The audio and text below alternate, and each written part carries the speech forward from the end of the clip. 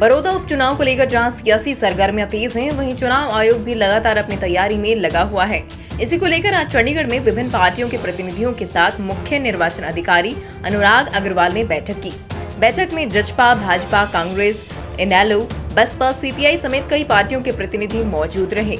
यहाँ मुख्य निर्वाचन अधिकारी ने पार्टी प्रतिनिधियों से सुझाव मांगे और कई हिदायत भी दी। बैठक के बाद भाजपा प्रवक्ता विशाल सेठ ने कहा कि पहले सिर्फ नौकरी करने वाले लोगों के लिए बैलेट पेपर वोटिंग होती थी, लेकिन इस बार 80 साल से ज्यादा उम्र के लोगों को इच्छा अनुसार कोविड पॉजिटिव और दिव्यांगों को भी पोस्टल वोट करने की इजाजत दी जाएगी। देखिए, कुछ चीज़ें हैं जो इस चुनाव के अंदर पिछले चुनाव से भिन्न होंगी। इस चुनाव में एक पहले सिर्फ सर्विस वोट होती थी पोस्टल, तो इस बार एक नया प्रावधान दिया गया है कि जो 80 साल से ऊपर के लोग हैं, हैंडीकैप हैं या कोविड प्लस हैं, ऐसे लोगों को भी पोस्टल वोट का अधिकार रहेगा। दूसरी बात एक और है कि अगर किसी के वहाँ पर इस बार कुछ टेस्ट होंगे और जो भी वोटर होंगे, हर प्रत्येक वोटर को एक ग्लव दिया जाएगा जिससे वो वोट डालेगा और उसके बाद वहीं पर उस ग्लव को डिस्पोज ऑफ करेगा। और यदि किसी का टेम्परेचर 2 बार चेक करने पर भी हाई आता है तो उसे टोकन दिया जाएगा और वो ऐसे लोग जो कोविड प्लस हो सकते हैं, अभी उनका मतलब तय नहीं हुआ कि वो कोविड प्लस हैं, ऐसे लोगों को टोकन देके भेज दिया जाएगा और वो 5 बजे से लेकर 6 बजे के बीच में उनसे शाम को वोट करवाई जाएगी। और इस बार कुछ 57 बूथ भी ऑक्सिलरी बूथ बढ़ाए गए हैं और ताकि वो बूथ एक्स्ट्रा हो गए, बट वो सिर्फ केवल इसी चुनाव के लिए होंगे। और एक बहुत बड़ी थोड़ी सी कन्फ्यूजन जो आम पार्टीज में थी, वो क्लियर इंस्ट्रक्शंस आई हैं कि अपने घर के ऊपर कोई भी कार्यकर्ता अपनी पार्टी का झंडा लगा सकता है, उसके लिए ना किसी की परमिशन की आवश्यकता है।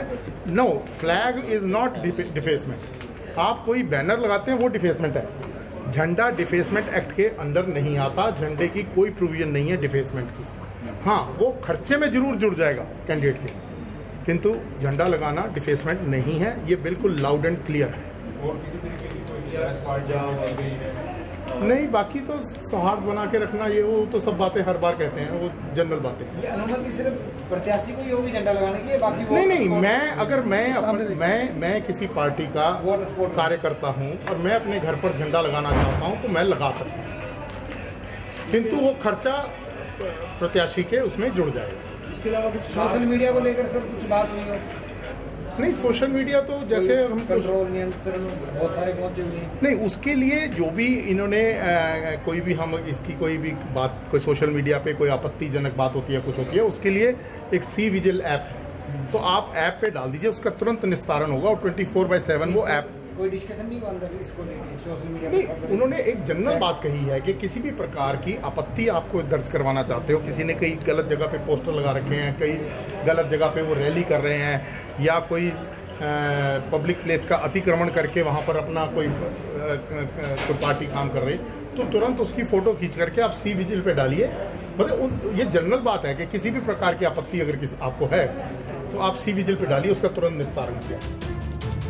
वहीं जजपा नेता दिलबाग सिंह ने बताया कि इस बार 1000 वोटर के लिए एक बूथ बनाया जाएगा। इस बार 280 बूथ बनाए गए हैं। जो संख्या बढ़ाई गई है वो इस बार के लिए बढ़ाया गया है। वोट डालने से पहले 2 बार तापमान चेक किया जाएगा। सबसे पहले तो हम माननीय चुनाव आयोग के साथ इस बात में सरकार की तरफ से सहमत दिखे कि जो चुनाव होगा प्रदेश के अंदर वो पूरी तरह निष्पक्ष तरीके से होगा और जो नियम सबके लिए हैं वो सबके ऊपर उसी तरह से लागू होंगे।